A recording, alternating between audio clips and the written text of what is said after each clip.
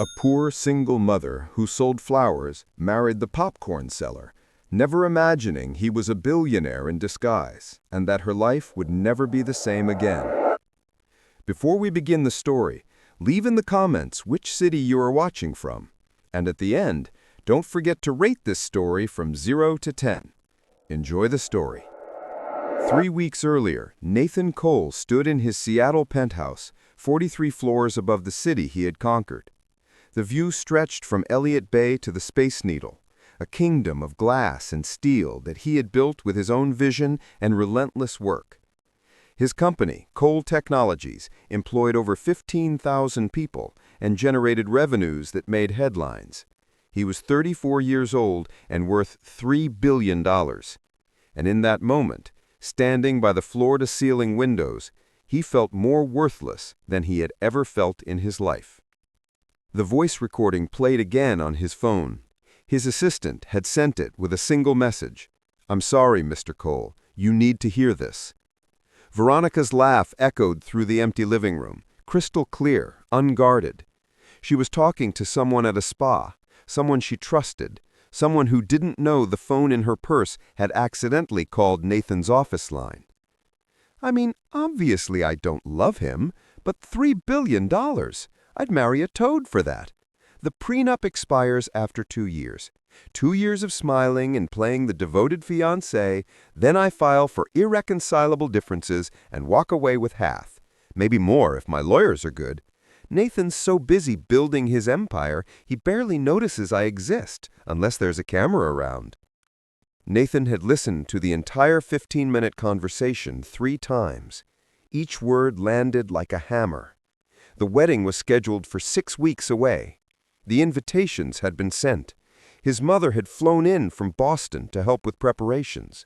And the woman he thought he loved, the woman he had opened his guarded heart to, saw him as nothing more than a transaction.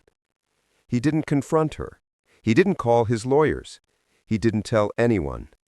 Instead, Nathan Cole walked out of his penthouse that night and never came back. He withdrew $500,000 in cash, left his phone on the kitchen counter, and disappeared into the rain-soaked streets of Seattle. His Aston Martin stayed in the garage. His Rolex stayed on the bathroom sink. Everything that made him Nathan Cole, tech billionaire, stayed behind. What walked out into the night was just a man who had finally learned the cruelest lesson of wealth. When you have everything, you can never be sure if anyone sees you at all. Charleston, South Carolina welcomed him with sunshine and humidity and the smell of the ocean. Nathan, now calling himself Nate Miller, found a tiny studio apartment above a bookstore on King Street. The place had wooden floors that creaked, a window that stuck, and rent he could pay in cash. It was perfect. He bought a used food cart from a retiring vendor and spent 2 days scrubbing it clean and painting it white. On the side, in careful hand-painted letters, he wrote, "Popcorn made with love." The work was simple and surprisingly meditative. He learned to make caramel corn, cheddar corn, and his own specialty, honey butter popcorn with a hint of sea salt. The kernels popped in the big machine with a sound like summer rain, and the smell drew people from blocks away. He parked his cart near the waterfront park, where tourists and locals crossed paths under the shade of live oak trees. For the first time in 15 years, Nathan woke up without checking stock prices. He didn't attend meetings or read reports or make decisions that affected thousands of lives. He scooped popcorn into paper bags, made change from a metal box, and said thank you to strangers who smiled at him like he was just another person trying to make an honest living. At night, he walked the historic streets alone, past rainbow-colored houses and gardens bursting with jasmine and azaleas. He ate dinner at cheap diners where nobody knew his name. He slept deeply, dreamlessly, exhausted, in a way that felt clean. But there was still a hollowness inside him, a question he couldn't answer. If he wasn't Nathan Cole, the empire builder, the success story, the man on magazine covers, then who was he? And did that person have any value at all? He didn't know, but every morning he pushed his cart back to the park and tried to find out. She appeared on a Tuesday afternoon, all wild brown curls and freckles and an opinion about everything. The girl marched up to his cart, stood on her tiptoes to see over the counter, and announced, "You're doing it wrong." Knight looked down at her, startled. "Excuse me? You put way too much butter on the popcorn. My mom always says butter is for special occasions, not every single bag. You're going to make people sick." She couldn't have been more than 8 years old, wearing a sunflower yellow dress and sandals that lit up when she walked. Her eyes were sharp and fearless, the eyes of a child who'd learned to speak up because nobody else would speak for her. Nate found himself smiling for the first time in days. "Is that so?"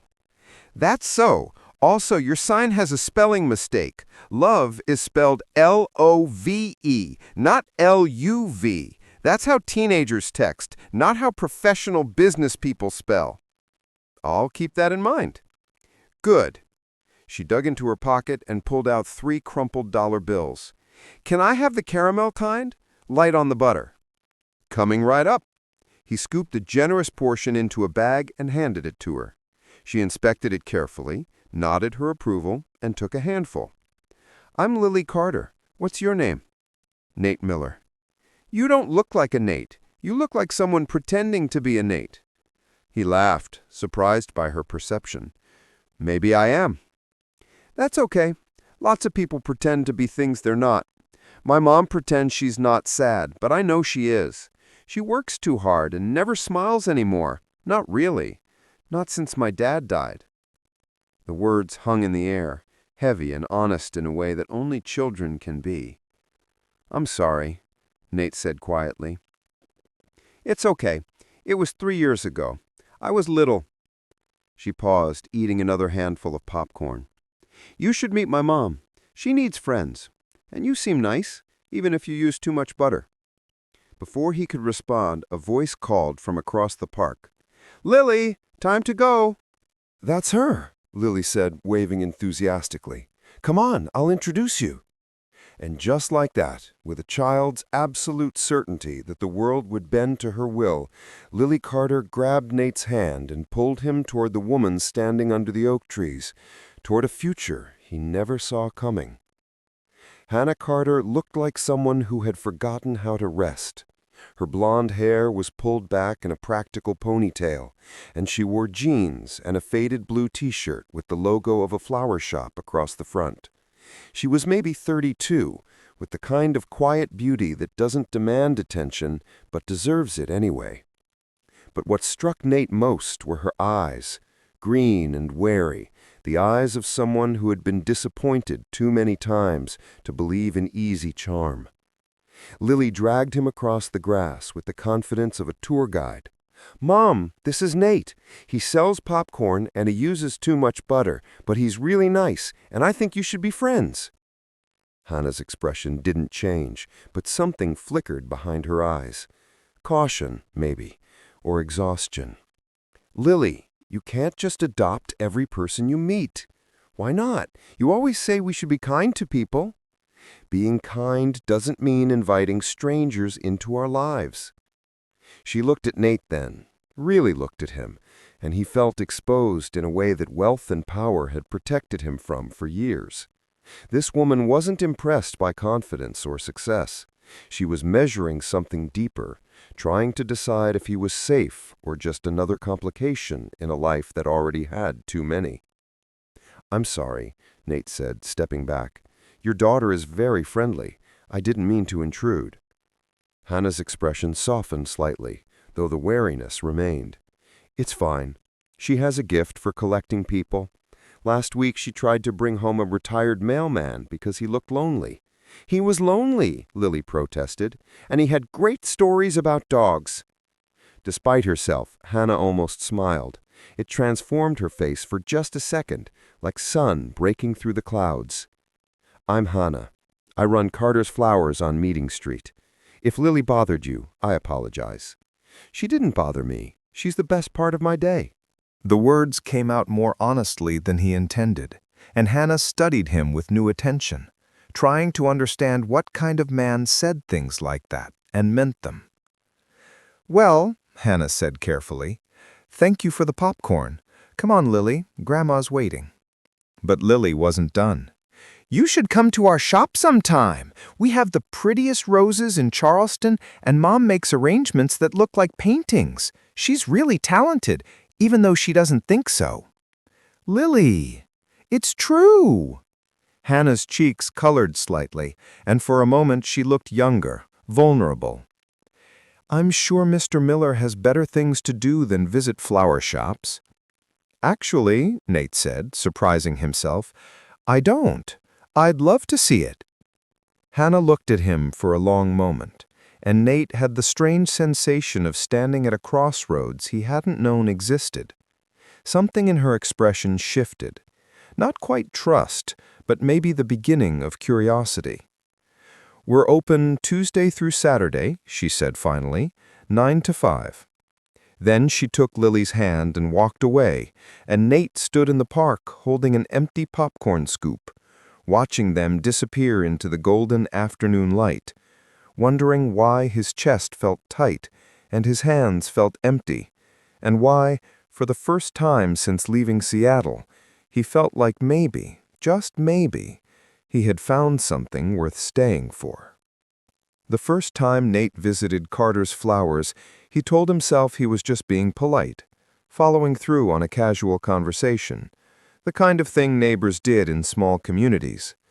But when he pushed open the door and smelled the mingled scent of roses and eucalyptus and something sweet he couldn't name, when he saw Hannah standing at a work table with her hands buried in green stems and her face concentrated in that particular way artists get when they're lost in creation, he knew he was lying to himself.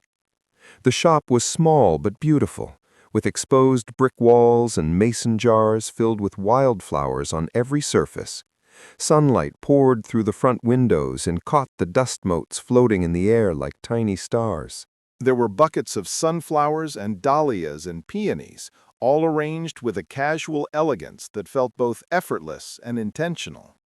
Lily spotted him first from where she sat doing homework at a small desk in the corner. "Nate, you came! Mom, Nate's here!" Hannah looked up, startled, and for just a second something crossed her face that might have been pleasure before the wariness returned.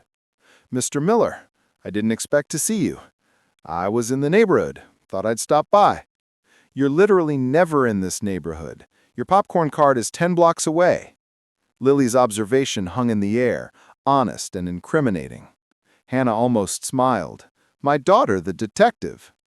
"I like walking," Nate said, which was true, but beside the point. What followed became a pattern that neither of them planned, but both allowed to happen. Nate started stopping by in the late afternoons, after he closed his cart.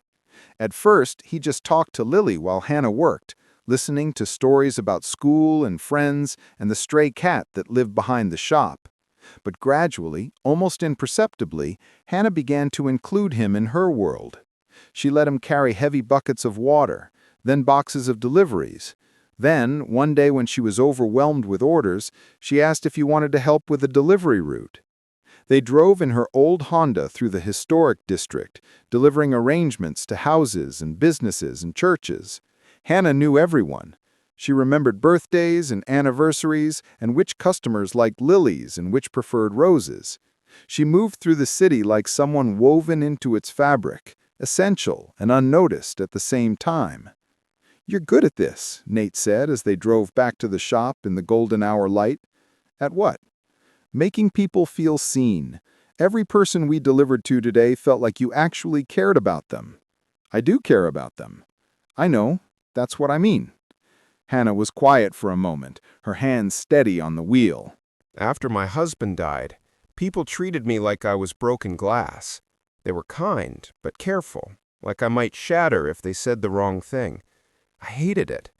I just wanted to be treated like a person again, not a tragedy. So that's how I try to treat everyone else, like people, not problems. That's a good way to live. It's the only way I know how. They rode in comfortable silence after that, and Nate realized he was happy. Not the high-pressure happiness of closing a major deal or the hollow satisfaction of adding another zero to his net worth. This was something simpler and more profound. The happiness of being useful to someone who didn't need him to be anything other than present. The routine continued. Some evenings, Hannah invited him to stay for dinner. Simple meals she cooked in the small apartment above the shop.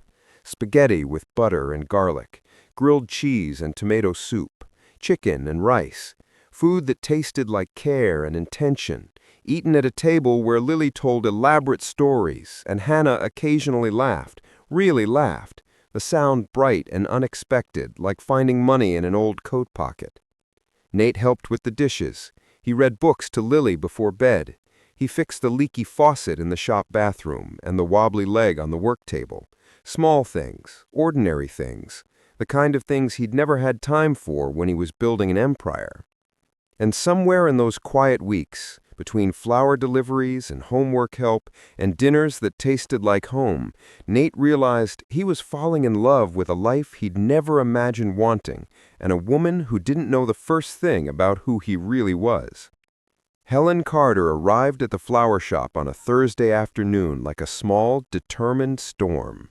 She was 74 years old, barely 5 feet tall, and possessed the kind of iron will that had raised 3 children alone after her husband passed away 30 years ago. She wore a purple cardigan and sensible shoes and carried a purse large enough to hide a small dog. "Helen, darling, we need to talk." Hannah looked up from an arrangement of white roses, already wary. "About what, Mom?" "About your future, and my birthday." "Your birthday isn't for 3 weeks." "Exactly, which means we're running out of time." Hannah set down her shears with the careful patience of someone who'd had this conversation before. Time for what? For you to find a suitable man to bring to my party. Mom, I'm going to be 75 years old, Hannah. 75. I won't be around forever, and I'd like to see my daughter happily settled before I go. You're not going anywhere. You're healthier than people half your age. That's not the point. The point is you've been alone for 3 years, and while I admire your independence, it's time. Past time, really. Hannah's jaw tightened. I'm not interested in dating right now. You're never interested. You work yourself to exhaustion, you spend all your free time with Lily, and you act like you're 90 years old instead of 32. When's the last time you went to dinner with someone, or dancing, or even to a movie? I don't have time for those things. You don't make time for those things. There's a difference. From her homework corner, Lily chimed in helpfully. Nate likes Mom, I can tell. He looks at her the way Prince Charming looks at Cinderella in the movie. Helen's eyes sharpened with interest. Nate? Who's Nate? Nobody, Hannah said quickly. Just a friend. He's the popcorn man. He's really nice, and he helps Mom with deliveries, and he fixed the sink, and he makes her smile sometimes when she thinks nobody's looking. Lily Carter! Helen looked between her daughter and granddaughter with the expression of someone who had just found the missing piece of a puzzle. Bring him. What? Bring Nate to my birthday party. I want to meet this man who makes you smile. Mom, it's not like that. We're just friends. Then he won't mind coming to an old lady's birthday party as a friend, unless you're embarrassed of him. I'm not embarrassed. Then it's settled. Helen stood up, adjusting her purse with finality. 3 weeks from Saturday, 7 o'clock. And Hannah, if you don't bring this Nate person, I'm inviting every single man in my church group to the party, and you'll spend the evening meeting them all. Every single one. You wouldn't. Try me. She left with a smile that was equal parts love and threat, and Hannah stood in the middle of her flower shop feeling like her carefully controlled life had just been ambushed by someone who shared her DNA. Lily looked up from her math homework. Are you going to ask Nate? No. Why not? Because it's complicated. Everything's complicated with grown-ups. Hannah couldn't argue with that. That evening, when Nate showed up for his usual visit, Hannah was still wrestling with her mother's ultimatum. She tried to act normal, but Nate noticed the tension immediately. He had gotten good at reading her moods, at seeing the small signs other people missed. Everything okay? Hannah set down a bucket of daisies harder than necessary. My mother is trying to run my life. Ah, the universal parental occupation. She wants me to bring a date to her 75th birthday party, and if I don't, she's threatened to introduce me to every single man in her church group. Nate's lips twitched. That's one way to motivate someone. It's manipulation, that's what it is. Sounds like she cares about you. She cares about her idea of what my life should look like. Hannah sat down on a stool, suddenly looking exhausted. It was a look Nate had seen before, the weight of being responsible for everything and everyone, with no room to be weak. What if I went with you? Nate heard himself say. Hannah looked up, startled. What? To the party, as your friend, your buffer against church group men. You don't have to do that. I know, but maybe it would help. And honestly, I'd like to meet the woman who raised someone like you. Something shifted in Hannah's expression, surprise mixing with something softer. That's really nice of you. But people might get the wrong idea. My mom's friends love to gossip. Nate shrugged. Let them talk. We know the truth. But even as he said it, Nate wondered if he did know the truth anymore. If his feelings for Hannah were still safely in the territory of friendship, or if they had crossed into something more dangerous, something that would require him to eventually tell her who he really was. For now, he pushed the thought away. Okay, Hannah said slowly, if you really don't mind.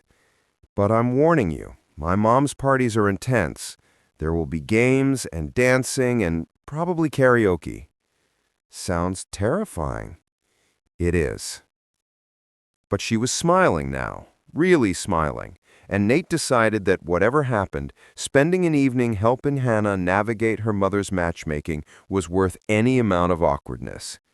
He just didn't know yet how much more complicated things were about to become. Helen's birthday was still 2 weeks away when Lily had what she called her brilliant idea. It happened over dinner at the apartment. The three of them crowded around the small kitchen table, eating the spaghetti Hannah had cooked. Nate had become such a regular presence that Hannah automatically set a place for him now, and Lily always saved the chair next to her for him to sit.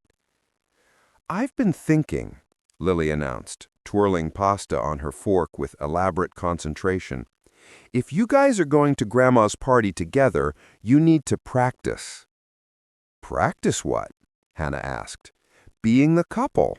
Because right now you act like friends, and Grandma will see right through it, and then she'll still try to set Mom up with boring Harold from the church choir. We are friends, Lily. That's the point. But Grandma wants you to have a boyfriend, so you need to act like Nate is your boyfriend, or the whole plan won't work. Hannah and Nate exchanged glances across the table, caught between amusement and alarm. Lily, sweetie, I don't think... I can help, Lily continued, warming to her theme. I've seen lots of movies. Couples hold hands and sit close and say nice things to each other. You guys need to do all that stuff so it looks real. This is getting ridiculous, Hannah said, but there was no heat in her voice. Nate surprised himself by saying, she might have a point. Don't encourage her. I'm serious. If we're going to pull this off, we should probably look comfortable together. Otherwise, your mom will know something's off. Hannah studied him, trying to gauge if he was joking. You're really willing to fake date me to spare me from my mother's matchmaking? When you put it that way, it sounds very dramatic, but yes. Why? Because you've been kind to me, and because I like spending time with you and Lily, and because, honestly, I don't have anything better to do. It wasn't the whole truth, but it was enough of the truth to be safe. Lily clapped her hands. Perfect! Operation Fake Dating starts tomorrow. It's not called... I already made a list. Lily pulled a crumpled piece of paper from her pocket. First, you need to practice holding hands, then complimenting each other, then doing that thing where you look into each other's eyes for a long time, like in the movies. Absolutely not, Hannah said firmly. But over the following days, almost despite themselves, they fell into Lily's ridiculous plan. It started small. Nate began walking Hannah home after work instead of going separate ways. He carried her bags. She laughed at his jokes more freely. When they made deliveries together, he opened doors for her, and she stopped rolling her eyes at the gesture. Then came the day Lily insisted they practice sitting close on the couch while watching a movie. Hannah had protested, but eventually gave in with an exasperated sigh and sat down next to Nate with maybe 3 inches between them. "Closer," Lily directed from her beanbag chair on the floor. "Couples don't sit like they're scared of each other. We're watching a movie, not performing brain surgery. Mom, trust me." Reluctantly, Hannah shifted closer, her shoulder pressed against Nate's arm. He could smell her shampoo, something floral and clean.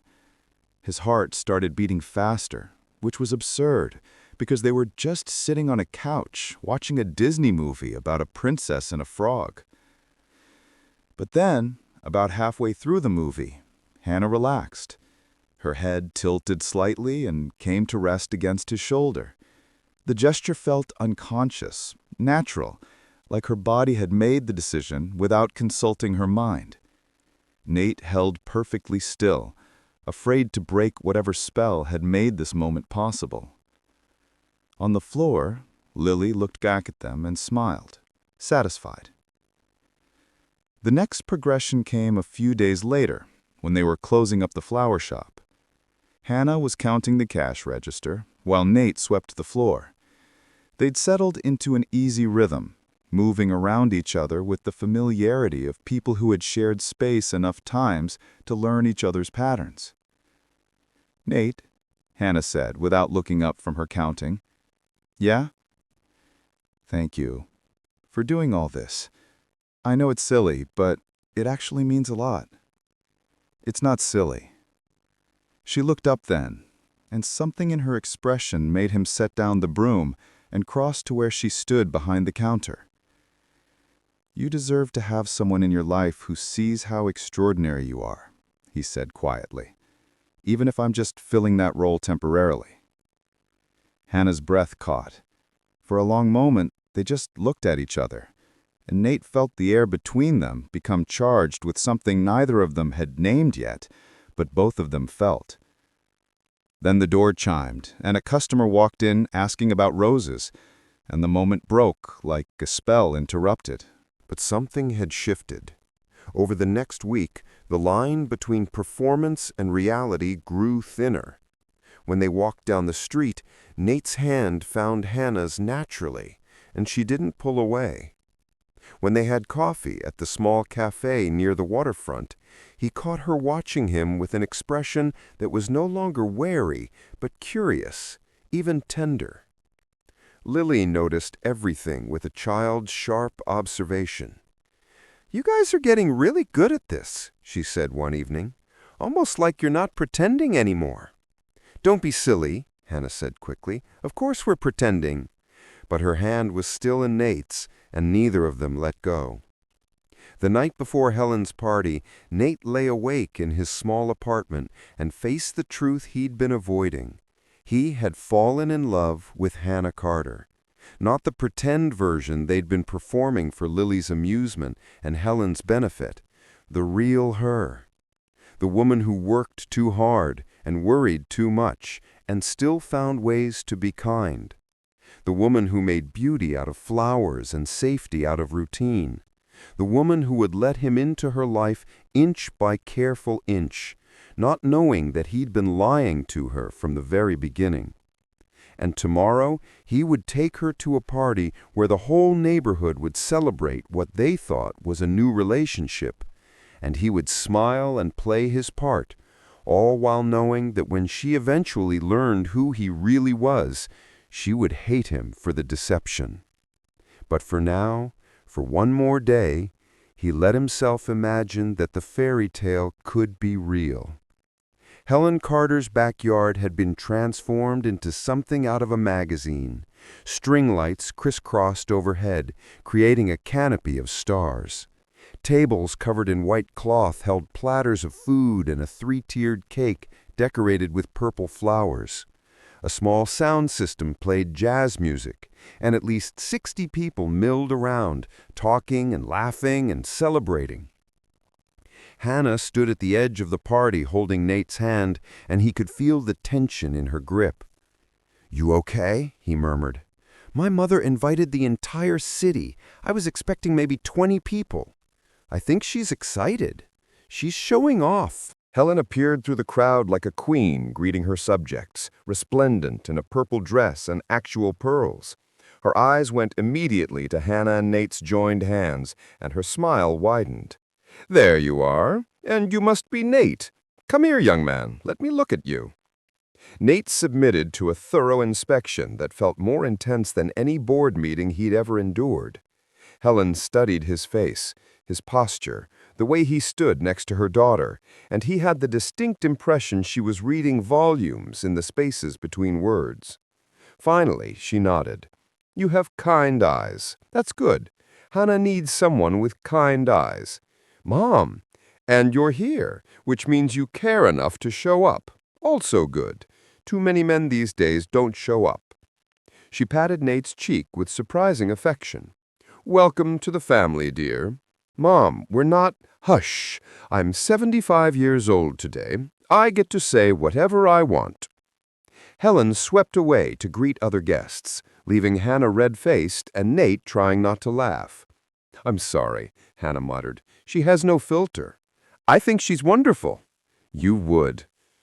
The party unfolded around them. Neighbors came to meet Nate and offer opinions about how lovely Hannah looked tonight, and wasn't it wonderful that she'd found someone. Old friends of Hannah's late husband approached with careful kindness, assessing whether this new man was worthy. Lily ran wild with other children, periodically checking to make sure her mom and Nate were still holding hands. They danced when the music shifted to something slow. Hannah fit against him perfectly, her head just reaching his shoulder, and Nate allowed himself to imagine for a moment that this was real, that he actually was Nate Miller, the popcorn vendor, who got to build a life with this extraordinary woman. "You're a good dancer," Hannah said, her voice muffled against his shirt. "You sound surprised." "I am. You push a popcorn cart for a living. I didn't expect ballroom skills." He tensed slightly. "My mother made me take lessons when I was a kid. She thought every gentleman should know how to dance." "Your mother sounds fancy." "She had high standards." Hannah pulled back enough to look up at him. "You never talk about your family." "It's complicated." "Everything's complicated." "That's what your daughter says. She's wise for 8. The song ended and they separated, but Nate's heart was still racing. He was getting too comfortable in this lie, forgetting that every moment of happiness he stole here was borrowed time that would have to be paid back with interest. The crisis came after dinner, when Helen stood up and clinked her glass for attention. The crowd quieted. Lily bounced excitedly in her seat. "Thank you all for coming to celebrate with me," Helen began, her voice carrying across the yard. 75 years is a long time to be on this earth, and I've been blessed with good friends, good health, and a family I love more than words can say." She paused, looking directly at Hannah.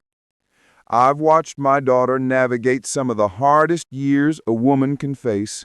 She lost her husband far too young. She raised a child alone.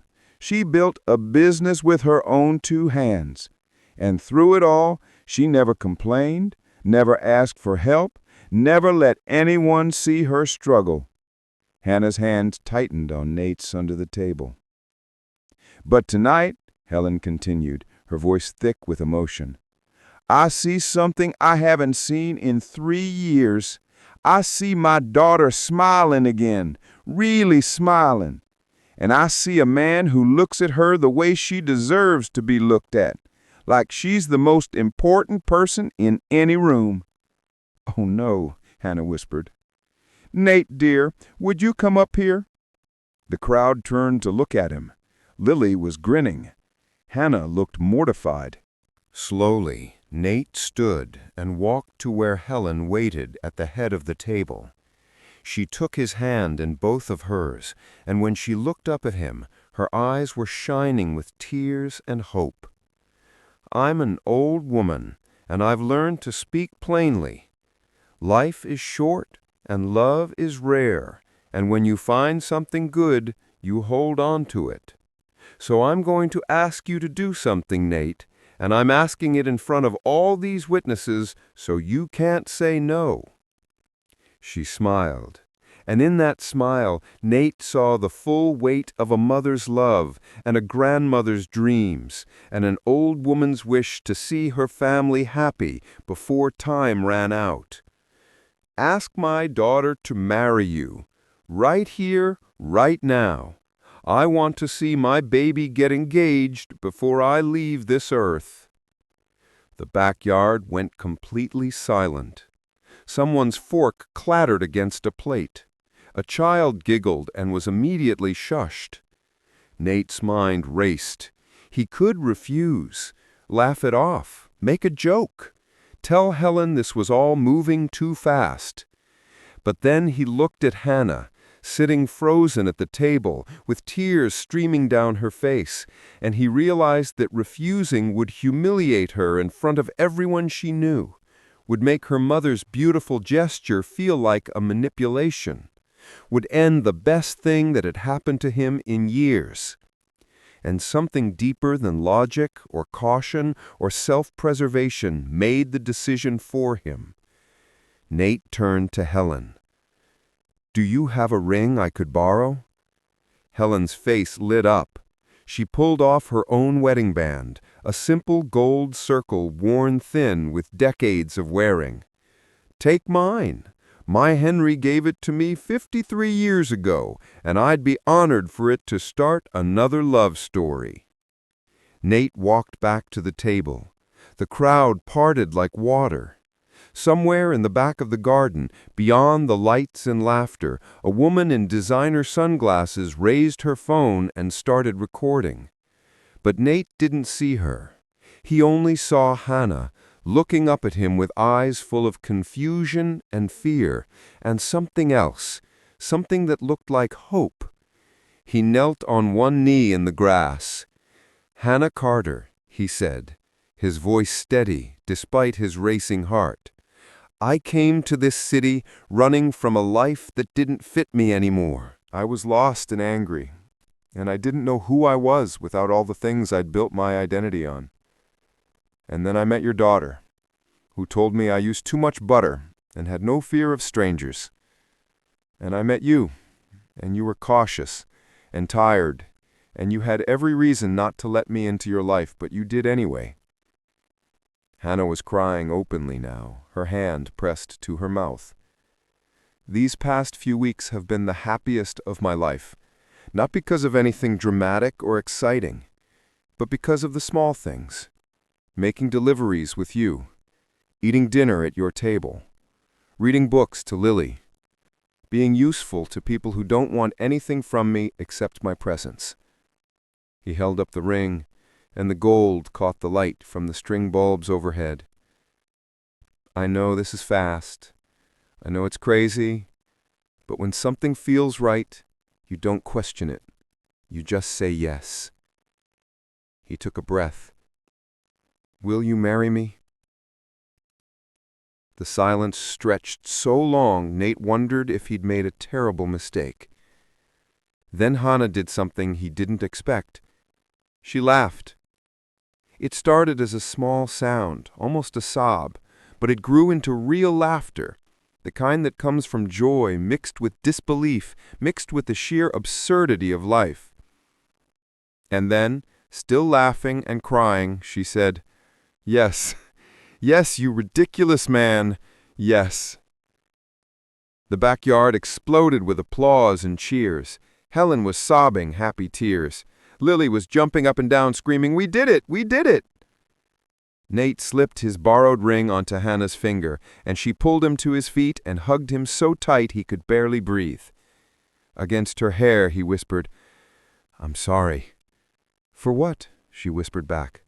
"For making this complicated. Life is complicated, remember?"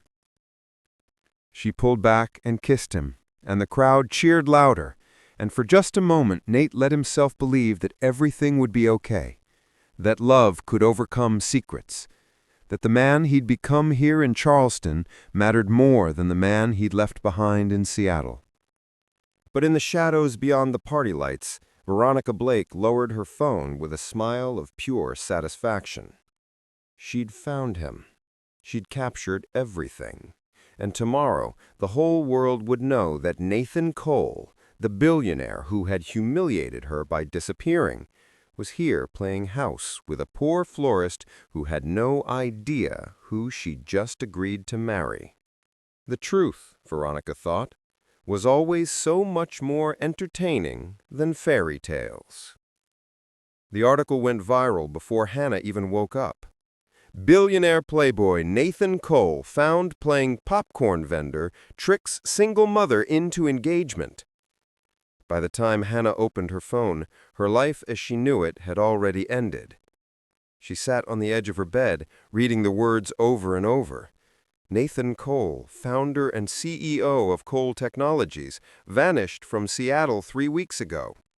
He resurfaced in Charleston, operating under the alias Nate Miller, courting local florist Hannah Carter, a widowed single mother who appears to have no knowledge of his $3 billion net worth. There were photos. Nate kneeling in her mother's backyard with the ring, Hannah's face full of joy and trust. She looked at the ring on her finger. It felt heavy now, like evidence of her own stupidity. He had lied. About everything. His name, his life, his reasons for being here. Every moment they'd shared had been built on deception. The knock came an hour later. Nate stood on her doorstep looking like he hadn't slept. "Hannah," he started. She held up her hand. "Don't. Please, just let me explain." "Explain what? That you lied about your name, your job, your entire existence? I read the article, Nathan." He flinched. "It's still me. I'm still the same person you've gotten to know." "No, you're not. The person I knew was honest. The person I knew didn't make a fool of me in front of my entire community. I never meant to hurt you. But you did." Hannah's voice broke. "You made me trust you. You made me think that maybe it was safe to open up again. And the whole time, you were playing some kind of game." It wasn't a game. I was running from people who only saw my money. I came here to figure out who I was without all the trappings. And then I met you and Lily, and for the first time in my life, I felt like I mattered as a person, not as a bank account. "So you lied." "I did, and I'm sorry. But Hannah, what we built was real. The connection between us, the way I feel about you, none of that was fake." "How am I supposed to believe anything you say?" "Because you know me. You've seen me. Not the billionaire or the CEO. You've seen who I am when I'm just pushing a popcorn cart and helping with flower deliveries. That person is real." "Is it? Or is that just another role you were playing?" He didn't have an answer for that. Hannah's anger collapsed into grief. "I need you to leave, right now, and I need you to not come back. Please." Her voice was barely a whisper. "I can't look at you right now.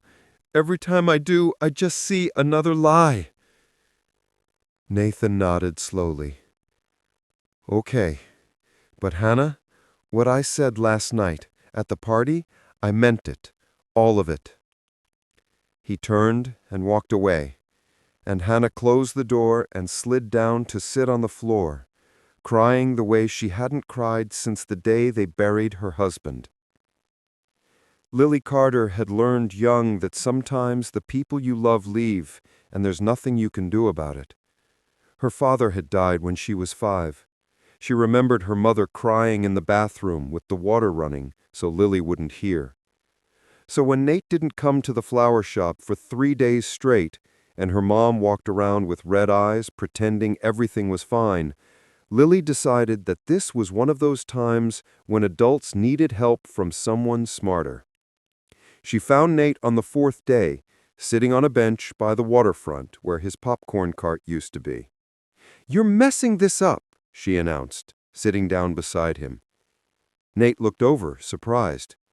"Lily, does your mom know you're here?" "I told her I was going to Sophie's house. I lied, but sometimes lying is okay if you're doing it to fix something important." "You shouldn't lie to your mom." You shouldn't have lied to my mom either, but you did. So we're both working on being better." Nate almost smiled. "Fair point." "Do you love her?" Lily asked. "Yes." "Did you mean it when you asked her to marry you?" "Yes." "Then why did you give up?" "Because I hurt her. And when you hurt someone you love, sometimes the best thing you can do is leave them alone." "That's stupid. My dad didn't choose to leave. He got sick and died, and he would have stayed if he could. But you're choosing to leave, even though you don't have to. That's way worse." The words landed hard. "Your mom doesn't want to see me." "Did she say that?" "Yes." Grown-ups say lots of things when they're mad that they don't really mean. You're scared she won't forgive you, so you're not even trying. But that's not fair to her. She should get to decide if she wants to forgive you or not. Nate felt something crack open in his chest. What if she says no? Then at least you tried. Lily stood up. Also, you should make a video, like in movies when people apologize. You should explain everything. Why you lied, why you came here, why you fell in love with Mom. But you have to be really honest, the kind where you tell embarrassing stuff and maybe cry a little. I don't know if that's a good idea. It's a great idea. I have great ideas. That's why Mom and you got engaged in the first place. Despite everything, Nate laughed. So you'll do it? I'll think about it. Don't think too long. Mom's really sad. She pretends she's not, but I hear her crying at night. Lily gave him a quick hug and ran off, leaving Nate alone with an idea that felt both terrifying and necessary. That night, in his apartment, Nathan set up his phone and pressed record. Hannah found the video in her email 3 days later. The subject line was simple: "Please watch this." She almost deleted it, but something made her click. Nathan's face filled the screen, tired and raw. "Hannah," he began, "I don't know if you'll watch this, but I need to try to explain honestly." He took a breath. "My name is Nathan Cole. I founded a tech company that made me very wealthy, very fast. For 11 years, I lived in a world where I couldn't trust anyone's motives. I got engaged to a woman who was planning to marry me just to divorce me for money. That's when I realized I had no idea who I actually was without the success and the money."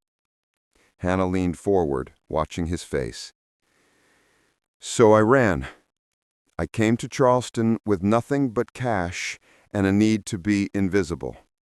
And then your daughter walked up to my cart and told me I used too much butter. Lily was the first person in years to talk to me like I was just a person. And then I met you, and you were cautious and tired, and you had every reason not to let me into your life, but you did anyway." Nathan's voice broke slightly. "I should have told you the truth.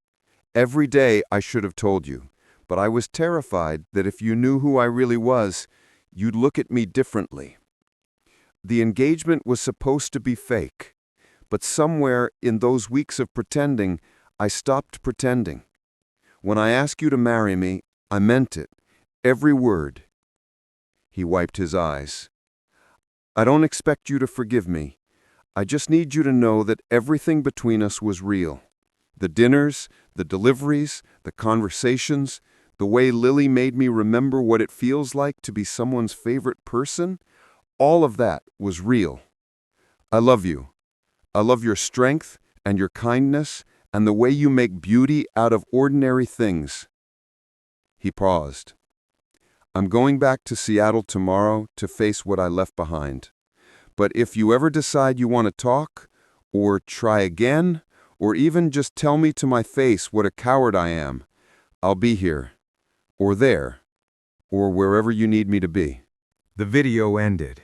Hannah sat in the quiet and watched it 2 more times. She thought about everything he'd said, about loneliness and fear and the need to be seen for who you really are. She thought about her own walls, her own caution after loss. And she thought about the man she'd gotten to know, not the billionaire, but Nate, the man who carried flower buckets and read books to Lily and fixed things without being asked, the man who had been brave enough to risk everything for a chance at something real. The next morning, Hannah walked to the corner by the waterfront park where it had all begun. Nate was there, standing by the water like he was saying goodbye. Hannah walked up behind him. "You owe me a bag of popcorn." He turned, shock and hope on his face. "Hannah?" "Light on the butter this time." For a long moment, they just looked at each other. "I don't have my card anymore," he said. "I know, but you still owe me. I'll make you 1,000 bags, however many it takes. It takes however long it takes. Trust isn't something you buy with grand gestures. It's something you earn with time and honesty." "I know, and I'm willing to put in the time, however long you need." Hannah stepped closer. "I watched your video 3 times, and I realized something." She took his hand. "You were scared of being loved for the wrong reasons. I was scared of being hurt again. We both built walls. The difference is, you had the courage to climb over yours first." "Hannah, I'm not saying I forgive you completely. I'm not saying this will be easy. But I'm saying I want to try. Because the man in that video, the man who was brave enough to be vulnerable and honest, that's the man I fell in love with. Not Nate Miller, not Nathan Cole, just you." Nate pulled her into his arms, and Hannah let herself be held. "Still too much butter?" he whispered. "No," she whispered back. "Now it's perfect." They stood like that for a long time. 2 people who had learned that sometimes you have to lose everything to discover what's worth keeping. And in that simple embrace, something extraordinary was born. The possibility of beginning again, honestly this time, with all the messy truth and complicated hope that comes with choosing to love someone for who they really are. 6 months later, Hannah looked up from an arrangement to find Nate carrying boxes into the flower shop while Lily gave him instructions. He'd moved back to Seattle briefly to transition his company, then returned to Charleston and opened a community kitchen where he taught cooking classes and occasionally sold popcorn. They were taking things slow, dating properly this time, with honesty and patience. They had dinner with Helen every Sunday. They went to Lily's school plays. They learned each other's rhythms and wounds and hopes. Sometimes, watching Nate laugh with her daughter or help a neighbor, Hannah marveled at the strange path that had led them here. He had been a billionaire pretending to be ordinary. She had been a widow pretending to be fine. And somehow they'd found something neither had been looking for. A love built not on fantasy, but on the simple act of being honestly, courageously themselves. Outside, Charleston sparkled in the morning sun. Inside, Surrounded by flowers and love, Hannah smiled and got back to work, knowing that the best stories don't start with once upon a time. They start with truth, and they unfold day by day in the sacred space between who we were and who we're brave enough to become.